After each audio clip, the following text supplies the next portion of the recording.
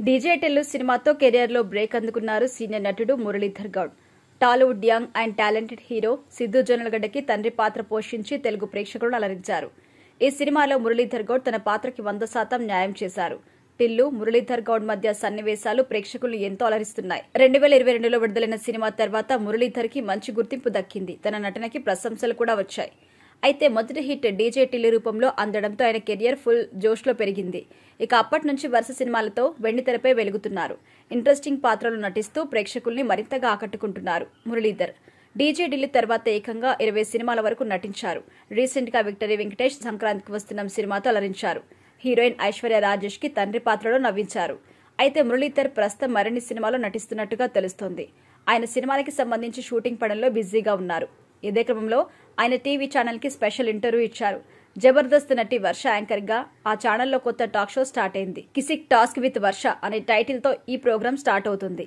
ఇప్పటికే ఈ షోకి బుల్లితెర నటినట్లు హాజరై తన వ్యక్తిగత విషయాలు కూడా నిర్మోహమాటంగా పంచుకున్నారు చాలా మంది. ఇదే క్రమంలో మురళీధర్ కూడా ఇంటర్వ్యూ ఇచ్చారు. జబర్దస్త్ వర్ష టాక్ షోలో మాట్లాడుతూ సంచలనమైన కామెంట్ చేశారు. కెరియర్ లో ఇప్పుడు పీక్స్ టైంలో ఉన్న ఆయన నోట వినకూడని మాటలు వినడంతో ఫ్యాన్స్ అంతా అప్సెట్ అవుతున్నారు. ఆయన శ్రేయోభిలాషులు కూడా విచారం వ్యక్తం చేస్తున్నారు. అయితే మురళీధర్ తాజాగా వర్ష టాక్ షోలో మాట్లాడుతూ తనకు జీవితంపై పెద్దగా ఆశ లేదు అని చెప్పారు. దేవుడు ప్రత్యక్షమై ఏదైనా కోరుకోమని అడిగితే వెంటనే చావుని కోరుకుంటాను అని చెప్పడం షాకింగ్ గా మారింది. ప్రస్తుతం సినిమా ఇండస్ట్రీలో మంచి అవకాశాలు అందుకుంటున్న మురళీధర్ గౌడ్ కి జీవితంలో పెద్దగా ఆశ లేదని చెప్పడం ఆయన శ్రేయోభిలాషుల్ని బాధపెడుతుంది. ఇక నీకు డబ్బుపైన బంధాలపైన కూడా పెద్ద పట్టింపులు ఉండవని చెబుతున్నారు. అయితే మురళీధర్ తన జీవితంలో ఎన్నో కష్టాలను దాటి వచ్చానని చెప్పుకున్నారు. చూడాల్సినవన్నీ చూసేశాను అని, తన జీవిత కర్తవ్యంగా ఏదైనా చేయడానికి సిద్ధంగా ఉన్నానని, ఇదే క్రమంలో చావుకైన వెనకాడను అన్నారు.